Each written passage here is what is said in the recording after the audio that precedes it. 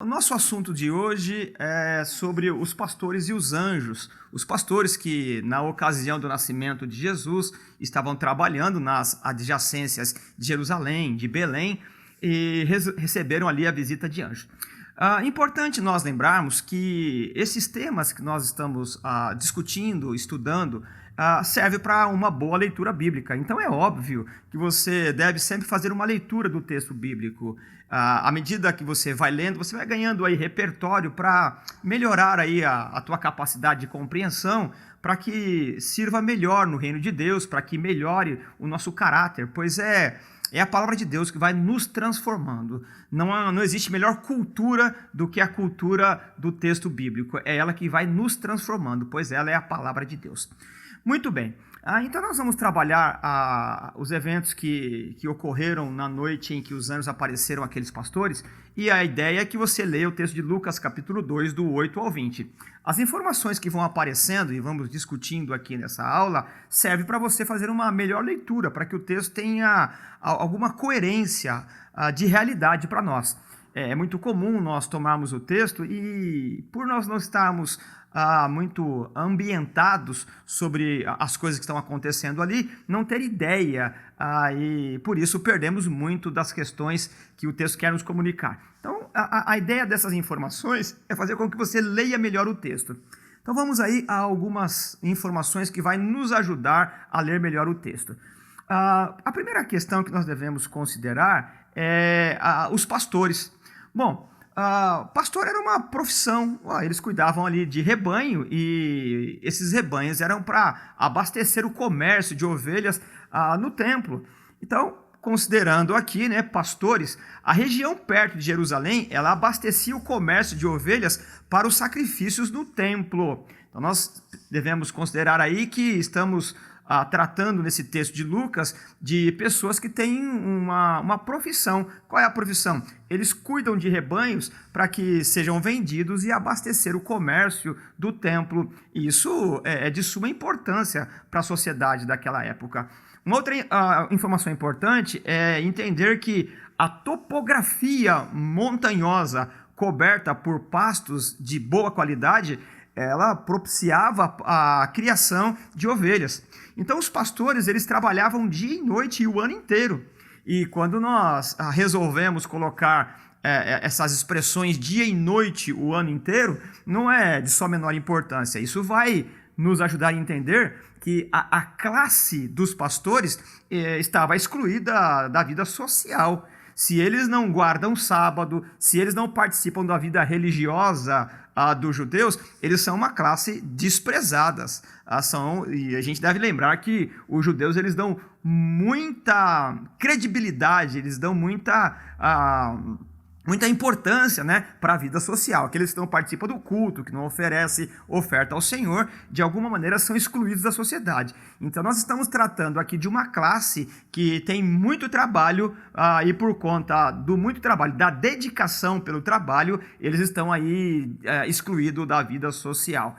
Então eles estão trabalhando o tempo todo. E o contato com animais também, que deve ser considerado. Além do contato de animais, você deve perceber que uma coisa vai puxando a outra. E isso é o que vai dando gosto, vai dando sabor ao texto bíblico quando nós temos informações sobre ele.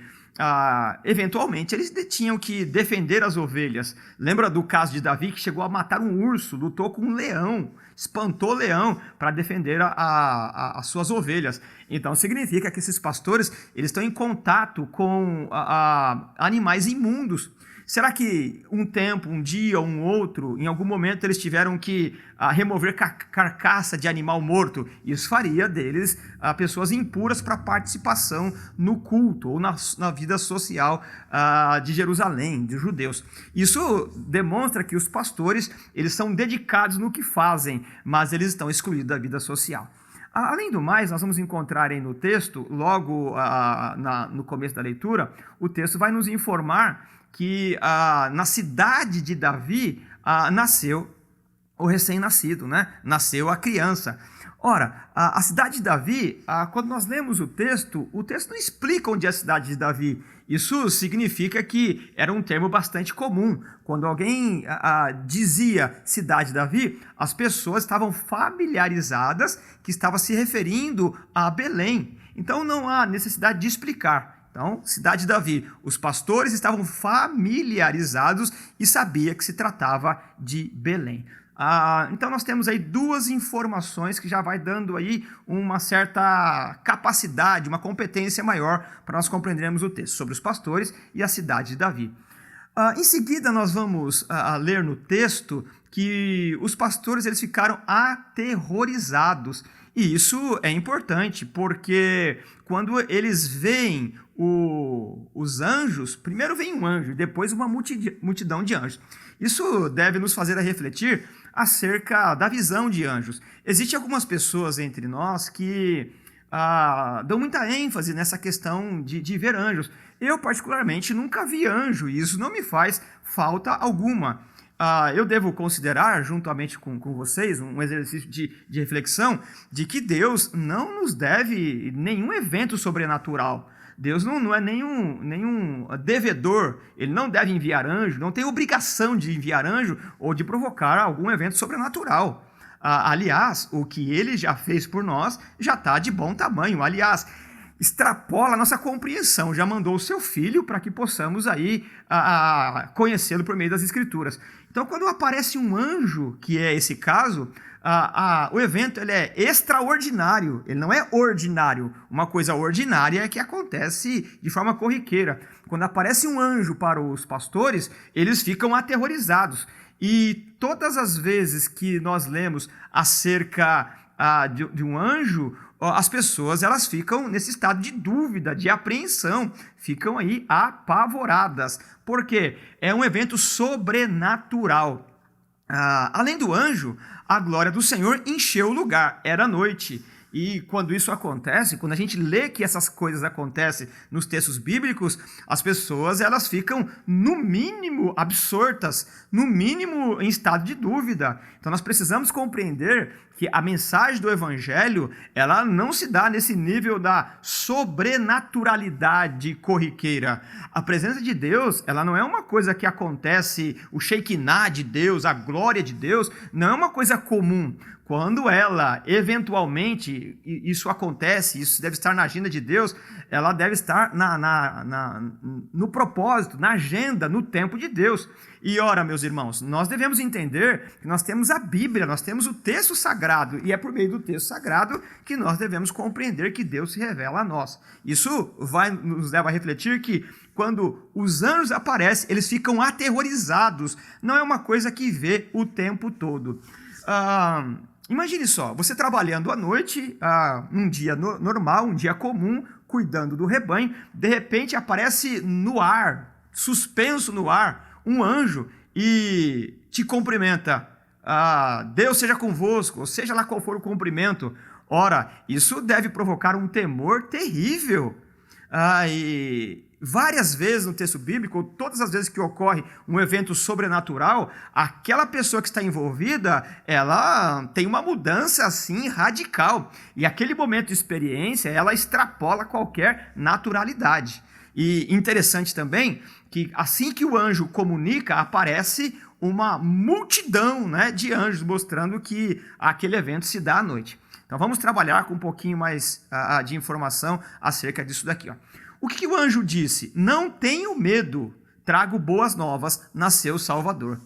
E aqui nós devemos considerar, imagine só, aparece um anjo e diz assim, não tenha medo. Ora, como é que eu não vou ter medo? Como é que eu não vou suspeitar do que está acontecendo? É uma coisa extraordinária. Mas, ao mesmo tempo que o homem natural, que não está acostumado com essa revelação graciosa, essa apresentação de um ser celestial, ao mesmo tempo, a voz desse ser, ela traz sossego e calma. E vai comunicar que naquela noite nasceu o Salvador.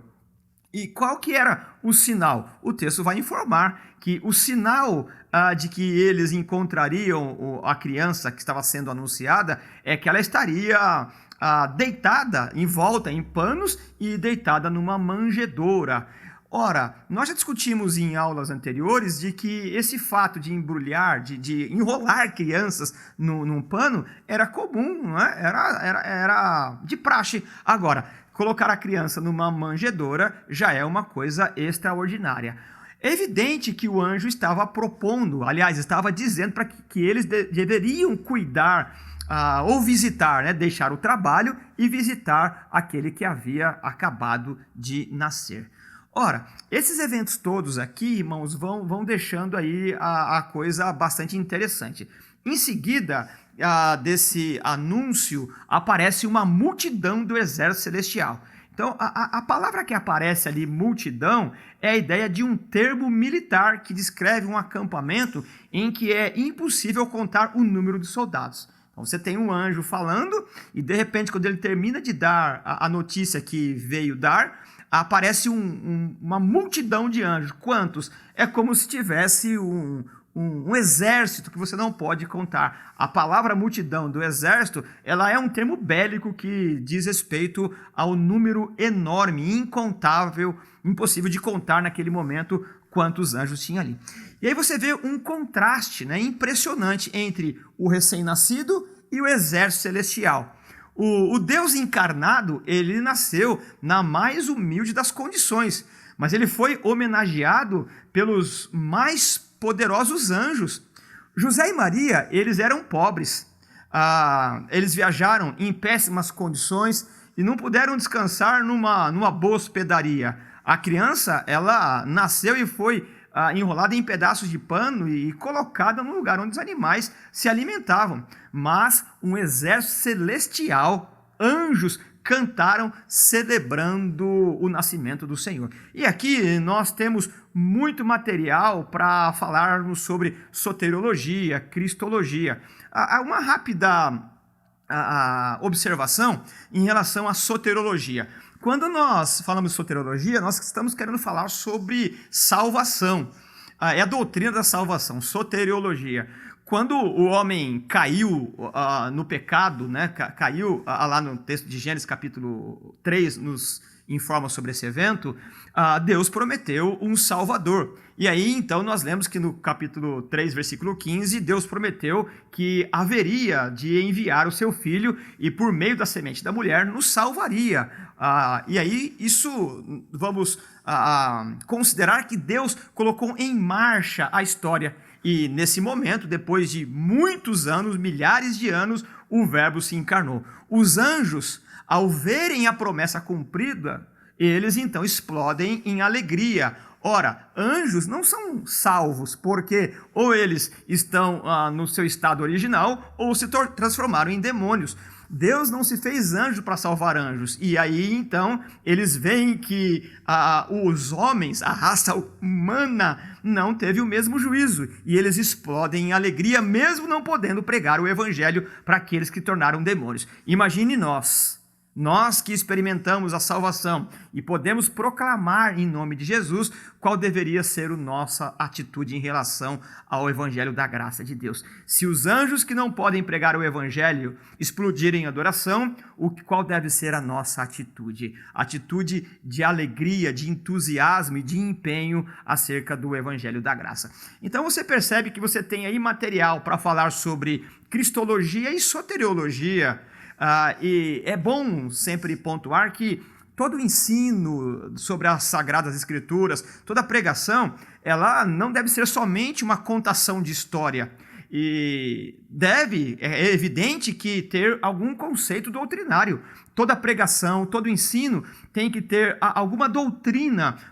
Pode ser acerca da igreja, acerca do homem, acerca do pecado, acerca da salvação, acerca daquilo que vai acontecer. Então, tomou o texto bíblico, você tem que ter algum conceito doutrinário. E isso é importante, você conhecer doutrinas.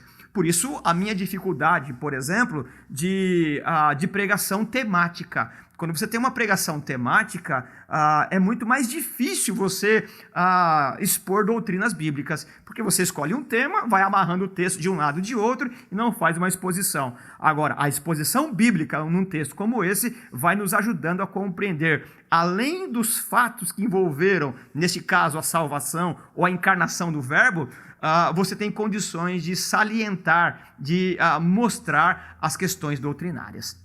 Muito bem, então nós estamos aí estudando essas questões sobre o nascimento de Jesus, mas não podemos perder a oportunidade para compreender, né, para falar sobre doutrina. E por fim, nós temos aí o hino de louvor, o que os anjos cantaram: paz na terra por causa do favor de Deus. Se você tomar o texto de Lucas 2, verso 14, você vai ler o conteúdo que eles cantaram. A música, ela se perdeu, não sei qual música, qual melodia, mas a letra está lá. Glória a Deus nas maiores alturas e paz na terra aos homens a quem ele concede o seu favor. Então percebe que o texto não está dizendo glória a Deus nas alturas, paz na terra aos homens de boa vontade. Não, não é isso. Nós partimos do princípio de que não há boa vontade alguma no homem, partindo do princípio da queda. Percebe?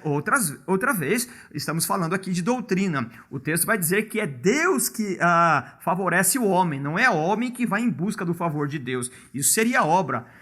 Isso também deve nos fazer refletir de que a música que nós cantamos na igreja, no nosso culto de celebração, é um culto que deve estar carregado de conteúdo escriturístico doutrinário. Nós não podemos cantar qualquer coisa. O texto de Lucas, o evangelho de Lucas, ele é um evangelho musicalizado. Mas as letras, elas são todas bíblicas e nós precisamos entender que no culto cristão, o mais importante não é a melodia, embora ela seja, não é a música, embora tenha a sua função didática. O mais importante nas canções são as letras. A doutrina, ela vai nos ensinando, a doutrina, ela deve ser ensinada por meio das músicas de forma didática. Bom, vamos concluindo aqui esse tema acerca dessa aparição dos anjos, ainda considerando que os pastores eles abandonaram o trabalho e foram em busca do recém-nascido Salvador. Encontraram os pais e a criança conforme dissera o anjo. Contaram para todos o que ocorrera, o que o anjo disse a respeito da criança. Maria guardava todas as coisas no seu coração e refletia. O importante para nós, além de todas essas coisas, é entender que os pastores não tinham meios humanos de saber que o Messias havia nascido. E isso deve estar na contabilidade, na imaginação, na cognição de Maria e José. Ora, eles estavam ali naquele momento em que a criança havia sido dado à luz, né? Maria havia acabado de dar à luz. E tudo o que ocorreu, a questão do anjo informar que ela ficaria grávida de forma virginal, a questão do José sendo apaziguado em relação à gravidez da Maria e tantas outras coisas. De repente, aparece um grupo de pastores dizendo que anjos informaram acerca do nascimento da criança. Ora, como é que esses anjos... Como é que esses pastores souberam, se não por meio de um ato milagroso, extraordinário da parte de Deus? Então você vai percebendo que todos esses eventos vão dando um sabor, né, exclusivo, extraordinário da comunicação de Deus acerca do mistério da encarnação. E Maria, ela refletia e guardava todas essas coisas no seu coração. E ela não teve dúvida nenhuma, juntando todas essas peças que Deus estava conduzindo. Os pastores, no final do nosso drama, de texto de Lucas 2, do 8 ao 20, os pastores retornaram para o local de trabalho, louvando a Deus por tudo o que tinha ouvido e visto. Muito bem, nós chegamos aqui ao final de mais essa reflexão acerca do nascimento de Jesus, envolvendo aí pastores que estavam trabalhando e foram comunicados. E devemos considerar esse fato extraordinário. Tudo que vai envolvendo o nascimento de Jesus tem que nos ensinar acerca da misericórdia e da graça de Deus. Quando nasceu o rei que nos salva, não foram os nobres que o visitaram. Ainda que existam nobres que são melhores do que muitas pessoas que não tenham condições humildes, mas foram os pastores, trabalhadores que foram visitar. Àquele tempo, as pessoas que estavam ocupando o templo estavam equivocadas no seu comportamento religioso. Por isso que Deus não comunicou aos religiosos da época o nascimento do Filho de Deus. Comunicou a simples pastores. Foram eles, junto com Maria e José, que viram o recém-nascido Filho de Deus, aquele que é o nosso Salvador. Deus, de fato, conduz a história do jeito que quer conduzir. É Deus que sabe quem deve estar envolvido nesses eventos acerca do reino de Deus. Se Deus nos conta como participante dos assuntos do reino, é graça, é privilégio. Foi Deus que nos escolheu. Deus nos abençoe em nome de Jesus.